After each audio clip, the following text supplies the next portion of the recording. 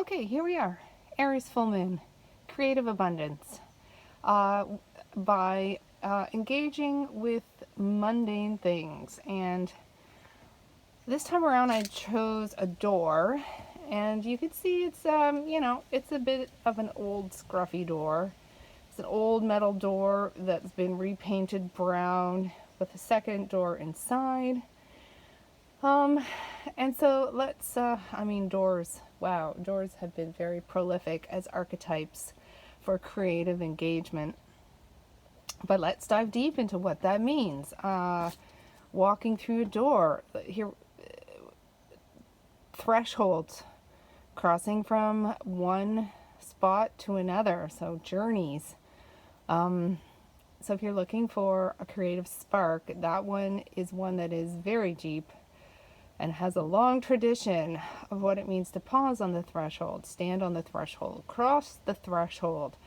If you're going from one space to another, what space did you leave? So there's sense of loss. And then you're entering into a new space. What are you receiving as you enter in? So there's all that dynamic going on just with a basic door. And the human action of entering and exiting. And transitioning. So there's just a tremendous amount just from that aspect of the door. Looking more specifically at this door, doors have windows, and windows themselves are also transformative spaces with, I'm going to say, a generosity of vision. Like, they allow clear seeing. They allow you to penetrate what would actually be a wall and a blockage and peer through. So again, it's like, what's on one side, what's on the other? What is the perception that shifts as you engage with a window? Windows also have reflection.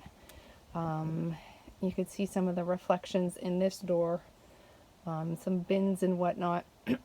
So what is being reflected back at the same time as you were peering out? So there's like I'll say duality, but it actually means multimodality, because there's multiple things going on when you engage with a window.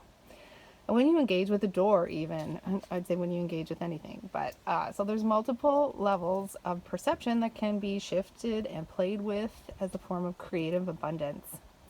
On this door, there's a security sign, which I find interesting. So door as barrier. What is even security? Like, what is security? I mean, that is a whole theme there. What causes feelings of security? Where do you feel safe? How do you feel safe? Is it possible to feel safe? That is its whole philosophical inquiry right there.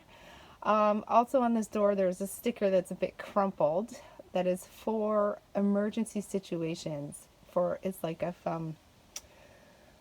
there's a fire, it alerts emergency personnel that there's cats in the building. And this one here, it says 2 cats. And that 2 has been heavily marked.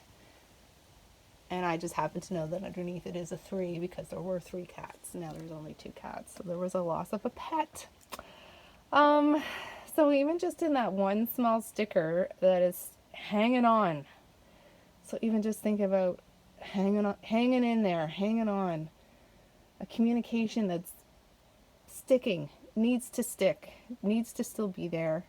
And then also, like, the shifting of time. I mean, this door itself is a shift of time. It is, it's an old door.